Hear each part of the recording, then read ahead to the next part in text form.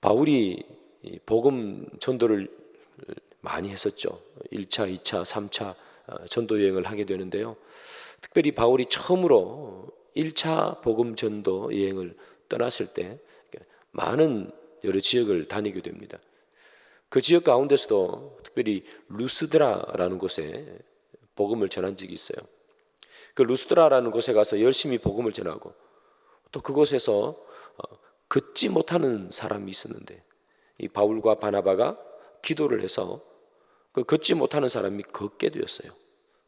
그러니까 그 루스드라라는 곳에 있던 많은 사람들이 그 광경을 보고 깜짝 놀라는 거예요. 여러분, 지금도 마찬가지입니다. 걷지 못하는 사람이 수술을 해서 걷는 것이야 수술을 했구나 이렇게 할 수 있겠지만, 그러나 기도로 걷지 못하는 사람이 걸었다 이렇게 되면 정말 놀라운, 그야말로 우리가 기적 이렇게 부르는 거 아니겠어요? 그 당시에는 더 했겠죠. 아예 걷지도 못하는 사람이 이 기도를 해서 걸어버리니까 깜짝 놀랐던 거예요. 그래서 이 루스드라에 있는 사람들이 이 바울하고 바나바를 신이라고 불렀어요. 성경에 보면 뭐라고 불렀다고 기록되어 있는가 하면 이 바나바를 제우스라고 부르고요, 그리고 바울을 헤르메스라 이렇게 불렀습니다. 우리에게 좀 더 익숙한 것은 스스와 흠에 이렇게 불렀다는 거예요. 그래서 이 루스드라 지방에 있는 사람들은 이 바울과 이 바나바는 거의 신적인 존재로 이렇게 초항을 받았습니다. 대단하다. 사람을 걷게 했으니까 그렇겠죠.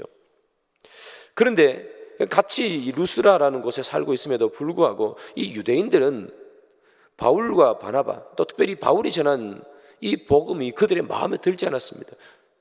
왜냐하면 유대인들은 그들이 가지고 있는 율법과 이 바울이 전하는 이 복음이 다르다고 생각한 거예요.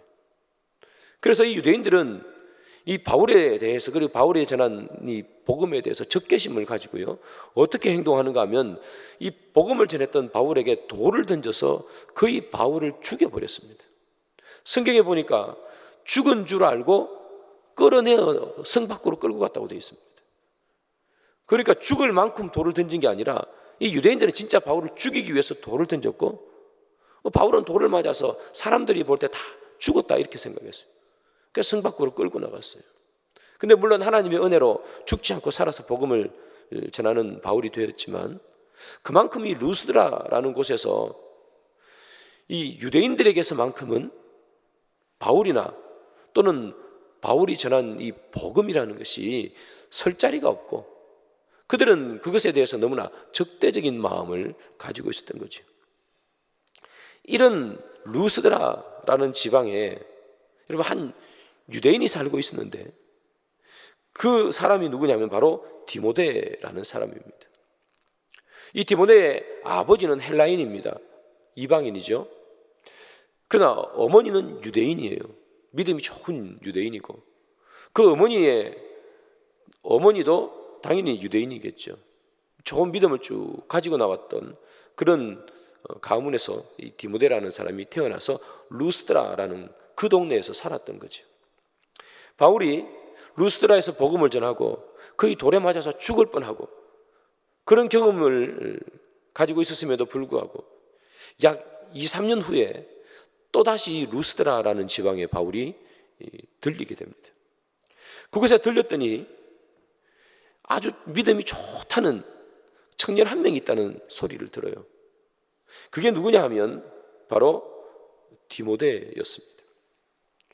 바울이 복음을 전하고 2, 3년 후에 다시 루스드라에 갔을 때 진짜 복음을 잘 전하고 정말 믿음이 너무너무 좋은 그 청년, 그 디모데를 그가 만났는데요, 바울이 처음 여러분 루스드라에 갔을 때에 돌을 맞고 거의 죽을 뻔하지 않았습니까? 이 디모데는 언제 예수를 믿게 되었는가 하면 바로 바울이 처음 루스드라에 갔을 때 그때 복음을 받아들였어요. 사람들이 다 이 돌을 던질 때 아닙니까, 유대인들이? 그런데 이 엄마가 유대인이니까 자기도 반은 유대인이겠죠. 이 디모데는 유대인들이 다 돌을 던질 때 이 디모데는 돌을 던진 것이 아니라 이 바울이 전하는 복음을 그냥 그대로 받아들였어요. 근데 성경에 보니까 그가 그 복음을 그대로 받아들인 데는 이유가 있어요. 나름 이유가. 그 이유가 뭐냐 하면 디모데의 어머니와 디모데의 할머니가 복음을 받아들였기 때문이죠. 성경에 보면 외조모 로이스와 오늘 본문이죠. 어머니 유니게라고 기록하고 있습니다. 외조모, 외할머니하고 어머니는 원래는 유대인이었습니다. 유대교를 믿었겠죠. 그런데 바울이 전하는 그 복음을 그가 듣고 그가 개종한 거예요. 모든 유대인들은 다 바울에게 돌을 던질 때 그 가정은 개종해서 복음을 받아들였다는 거예요. 여러분, 그 분위기 얼마나 살벌했겠습니까? 유대인이라는 그 유대 사회라는 그 좁은 곳에서 복음을 받아들인다는 것이 얼마나 위험한지 그의 어머니와 할머니는 알았겠죠. 복음을 전했던 바울에게 돌을 던져서 사람을 죽여버리는 그런 살벌한 상황 속에서 그의 어머니와 그의 할머니는 복음을 받아들인 거예요. 여러분, 조금 심하게 말하면 목숨을 걸고 복음을 받은 거죠. 좀 약하게 말한다 하더라도 이 루스드라라는 곳에 있는 유대인 사회 속에서 배척될지도 모르는 그런 위험을 안고 그의 부모님은 복음을 받아들인 거예요. 그런데 중요한 것은 그것이 아니라 그의 어머니와 그의 할머니가 복음을 받아들였습니다만 그의 사랑하는 아들 디모데에게도 복음을 흘려주었다는 사실이에요. 여러분, 하나님께서 원하시는 가정은 어떤 가정일까? 우리가 생각해 보면 바로 이 복음을 받아들이고 복음을 흘려보내는 가정, 하나님께서는 그것을 위해 우리 가정을 만들었지 않나 그렇게 생각을 합니다. 복음이라는 것이 흘러 가야 되는데 다른 사람 손에서 흘러 가는 것이 아니라 부모가 자녀에게, 자녀가 그의 자녀에게 믿음의 대를 이어서 흘러갈 수 있는 것, 그것을 위해서 하나님께서는 가정을 만들었지 않나 생각하는 거죠. 여러분, 이 디모데의 부모님도 디모데에게 복음을 이렇게 전해주면서 지금 이 루스드라라는 이곳에 예수를 믿는다는 것, 그 자체가 얼마나 힘들고 유대 사회 속에서 배척될 수밖에 없는 상황인 것을 알면도 불구하고 자기 아들에게 복음을 전해준단 말이에요. 어찌 보면 자기 아들이 이렇게 커가면서 유대 사회 속에서 제대로 섞여 살아가지 못하는 그런 어려움이 생길지도 모름에도 불구하고 그의 어머니와 할머니는 복음을 전해줘요. 왜 복음을 전해주느냐? 먼저 믿은 어머니와 할머니 마음속에 복음이 있을 겁니다. 그 복음은 살아있고, 그리고 그 복음은 전하지 않으면 참을 수 없는 생명이라는 것이 그들이 받아들인 그 복음 안에 있었기 때문이죠. 생명이 있었기 때문에 그의 어머니와 할머니는 사랑하는 자녀들에게 복음을 전해줄 수밖에 없었던 거예요. 부모의 믿음, 그 복음이 그냥 듣기에 좋은 말, 성인 군자가 한 말, 그게 아니라 생명이 있다는 것을 부모님이 먼저 깨달으니까 이것을 전해주지 않고는 참을 수 없는 감동과 감격이 그의 부모님 마음속에 있었던 거예요. 그래서 정말 루스드라라는 그 살벌한 곳에서 부모님이 생명을 전해주는 거죠. 진짜 진정한 가족은 어떤 가족일까? 그것은 다른 것이 아니라 생명을 전해주는 가족이에요. 여러분, 우리가 전해줄 수 있는 것이 많지 않습니까? 그러나 무엇을 전해줘야 되는가? 진짜 가족이고 진짜 사랑하는 사람이라면 생명을 전할 수 있어야 되지 않을까? 그것이 가족이지 않을까? 그래서 예수님께서 뭐라고 얘기하시는가 하면 이렇게 얘기하시는 거 아니에요? 누가 내 형제고 누가 내 어머니냐? 하나님 아버지의 뜻대로 행하는 자가 형제요 자매요 내 어머니가 아니냐.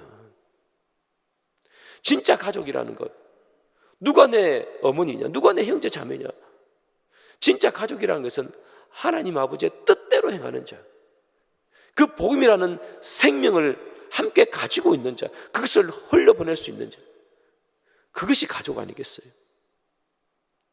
여러분, 우리가 주님 안에서 한 가족이다, 그래서 한 형제요 한 자매라 성경이 그렇게 부르는 이유는 무엇인가 하면 우리가 생명을 함께 가지고 있기 때문이에요.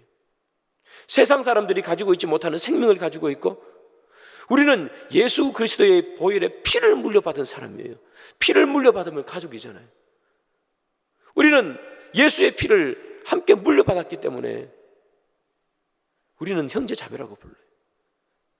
예수 그리스도의 보혈의 피에는 생명이 있고 그에는 능력이 있지 않습니까? 그래서 우리는 한 형제 자매인 거죠. 하나님께서 원하시는 가정, 어떤 가정일까? 그것은 다름이 아니라 생명을 흘려보낼 수 있는 가정이에요. 지난 금요일이죠. 그리고 토요일도 마찬가지입니다만 목자 헬퍼 수련회 박종국 목사님이 오셔서 강의도 해주시고 설교도 하셨죠. 그분이 저랑 둘이 이렇게 얘기하는 가운데서 이런 얘기 하시더라고요. 그분 교회가 약 한 3년 전쯤 전에, 3, 4년 전쯤에 이렇게 건축을 했거든요. 이게 건축을 하다 보니까 이 목사 돈이 막힐 때가 있더라 하는 거예요. 돈 때문에 진짜 어떻게 해야 될지 모르는 그런 어려운 순간들이 찾아오더라는 거예요. 그런데 이제 그 문제가 다 해결되었겠죠. 돌아서 보니까 이 돈이라는 것이 없어서 막히는 것이 아니더라는 얘기죠. 흐르지 않아서 막히더라. 목사님이 얘기하시더라고요. 건축할 때 돈이 꽉 막힐 때가 있어서 너무 힘들었는데 없어서 막힌 게 아니더라. 흐르지 않아서 막히더라. 생명도 마찬가지입니다, 여러분. 생명은 흐르지 않으면 막히게 되어 있습니다. 예수의 피도 흘려보내지 않으면 막히게 되어 있습니다. 저와 여러분들이 예수를 잘 믿는 것으로 그치고 그 생명을 흘려보내지 않으면 막혀버리는 거예요. 여러분들의 가정에 또는 여러분들이 아는 지인들에게 우리의 그 예수 그리스도의 보혈의 피, 그 생명을 흘려보내지 않으면 막혀요. 생명이 없어서 막히는 것이 아니라 흘려보내지 않으면 막힌다고요. 여러분들은 다 생명을 소유하고 있지만 그러나 그것을 가지고만 있으면 그것은 막혀버리고 생명이 막히고 피가 흐르지 않으면 사람이 죽어버리는 것처럼 그렇게 돼버린다는 거예요. 그래서 하나님께서 원하시는 귀한 가정은 내가 믿은 생명을 흘려보내는 가정, 엄마 아빠가 믿었던 그 신앙을 흘려보내고 사랑하는 자녀가 그 믿음을 받아가는 그 가정, 그 가정을 하나님께서는 원하시는 거죠. 하나님은 여러분들의 가정을 세운 이유가 바로 그겁니다. 예수의 생명을 흘려보내라고. 그리고 예수의 보혈의 피가 흘러가는 그 가정이 어떻게 살아가는지를 보여주라고. 주님께서는 우리들에게 가정이라는 것을 만들어 주셨습니다. 생명이 흘러갈 때 어떻게 사는 모습, 어떻게 사는 것이 생명이 흘러가는 가정인지 그것이 흘러가지 않는 사람들에게 보여주기 위해서 우리는 믿음의 가정을 주님께서 이루어 주신 거죠. 사랑하는 여러분, 여러분들의 가정에는 무엇이 흘러가고 있는지 한번 생각해 보시기 바랍니다. 우리 집에는 무엇가 흘러가고 있는가? 흘러가고 있는 것이 있는가? 과연 우리 가정에는 예수 그리스도의 보혈의 생명, 보혈의 피가 우리 가정에는 흘러가는가? 여러분들은 새벽 기도를 나올 만큼 이렇게 믿음이 좋으시지 않습니까? 그 믿음이 흘러서 자녀들에게, 흘러서 손자 손녀들에게 흘러가는가? 나는 무엇을 흘려보내주고 있는가? 나는 나 혼자 새벽에 이렇게 나오고 있고 우리 자녀들에게는 생명이 흘러가기를 보다는 세상에서 잘 살기를 우리는 원하고 있지 않는가? 세상에서 잘 사는 것은 그 자녀들이 알아서 할 일이고 여러분들이 해야 할 일은 생명을 흘려보내주는 거예요. 여러분들이 자녀들을 어릴 때부터 키우고 교육을 시키고 공부를 시키고 이제 성인이 되었단 말이지. 그러면 여러분들의 자녀는 알아서 살아가는 겁니다. 여러분들이 물려줘야 될 것은 생명이요 예수 그리스도의 보혈의 피인 것입니다. 그것이 사라지면 모든 것은 막히게 되어버립니다. 디모데는요, 부모님으로부터 생명을 받았습니다. 이 생명을 받은 이 디모데는 어떻게 살아가는가? 생명을 받은 자는 그 마음속에 이 참을 수 없는 생명력이 꿈틀거리기 때문에 생명을 전하지 않으면 살 수가 없어요. 그래서 이 디모데는 생명을 전해받아서 생명을 전해주는 삶으로 삽니다. 여러분, 바울이 루스드라에 두 번째 방문했을 때 그가 디모데를 만나게 되고, 그 디모데가 어떠한 모습으로 왔는지 성경은 기록하죠. 사도행전 16장 2절입니다. 디모데는 루스드라와 이고니온에 있는 형제들에게 칭찬받는 자니, 칭찬을 받았다, 그렇게 기록하고 있습니다. 칭찬을 받는다라는 말은 무슨 말인가 하면, 이 시제상으로 보면 딱 한번 어떤 일을 잘해가지고 칭찬받은 것이 아니라 꾸준히 칭찬받은 것, 그런 의미로 기록되어 있어요. 처음 예수 믿었을 때부터 변함없이 꾸준히 칭찬을 받았어요. 그런데 여러분, 루스드라와 이고니온에 칭찬받는 자라고 기록되어 있죠. 루스드라는 이 디모데가 사는 곳이죠. 그런데 이고니온은 루스드라에서 30km가 떨어진 곳입니다. 30km는 차를 타고 가면 금방 가겠지만 걸어서 가면 많은 시간을 걸어가야 되는 곳이 30km입니다. 그 먼 곳까지 이 디모데는 칭찬을 받았다는 거예요. 그 먼 곳까지 디모데가 무엇으로 칭찬을 받았을까요? 여러분, 다른 것이 아닙니다. 디모데가 칭찬받는 것은 이것입니다. 디모데후서 1장 5절이죠. 이는 내 속에 거짓이 없는 믿음이 있음을 생각합니다. 이 믿음은 먼저 내 외조모 로이스와 내 어머니 유니게 속에 있더니 내 속에도 있는 줄을 확신하노라. 디모데가 무엇으로 칭찬받았느냐 하면 거짓 없는 믿음이에요. 이 디모데는 부모님으로부터 생명을, 복음을 전해받았고, 그는 자기만 예수를 믿은 것이 아니라 그가 살고 있는 정말 살벌한 곳 루스드라잖아요. 예수 전했다는 이유로 돌을 던져 죽일 만큼 그 살벌한 곳에도 복음을 전하는 자로 살고, 30km나 떨어진 이고니온에도 복음을 전하는 자로 살았어요. 거짓 없는 믿음, 그것으로 복음을 전하는, 생명을 전하는 자로 살았단 말이에요. 여러분, 이 거짓 없는 믿음, 이 거짓 없는 믿음이라는 것은 가식적이지 않고 형식적이지 않는 믿음을 말합니다. 이것은 그저 생겨났겠는가? 그저 생겨나지 않았습니다. 방금 우리가 읽었던 본문에 나오는 것처럼 외조모 로이스와 어머니 유니게 속에 있더니 내 속에도 있는 줄 내가 확신하노라. 할머니와 어머니 속에 무엇이 있었던 거예요? 이 거짓 없는 믿음, 그 믿음이 있었던 거예요. 그 믿음이 디모데에게 갔고, 디모데가 그 믿음을 가지고 자기 동네, 그 살벌한 동네뿐만 아니라 30km나 떨어진 곳에 복음을 전하면서 살았어요. 거짓 없는 믿음으로. 생명은, 복음은 무엇을 타고 흘러가는가? 거짓 없는 믿음을 타고 흘러가요. 그의 외할머니 로이스와 어머니 유니게, 그들 속에 거짓 없는 믿음이 있었어요. 만약에 그들 속에 거짓이 있는 믿음, 가식적인 믿음, 세상과 교회에서의 삶이 다르고 집과 교회에서의 삶이 다른 믿음이었으면 이 디모데가 그 먼 이고니온까지, 그 험악한 루스드라에 복음을 전할 수 있었겠습니까? 거짓 없는 믿음이 있었기에 이 디모데도 그것을 그대로 본받은 거죠. 여러분, 생각해 보십시오. 이 디모데의 가정의 모습을, 거짓 없는 믿음으로 가득한 가정, 어머니와 그의 할머니, 예수를 믿어서 거짓 없는 믿음, 진실한 믿음을 그 가정에 가지고 있었어요. 그 모습을 그대로 보고 배운 이 디모데 또한 거짓 없는 믿음을 그의 속에 가지고 있었다고요. 그러면 여러분, 그 가정이 얼마나 행복하고 화목했을지 여러분 보이십니까? 부모님도 자녀도 둘 다 거짓 없는 믿음을 가지고 있었고,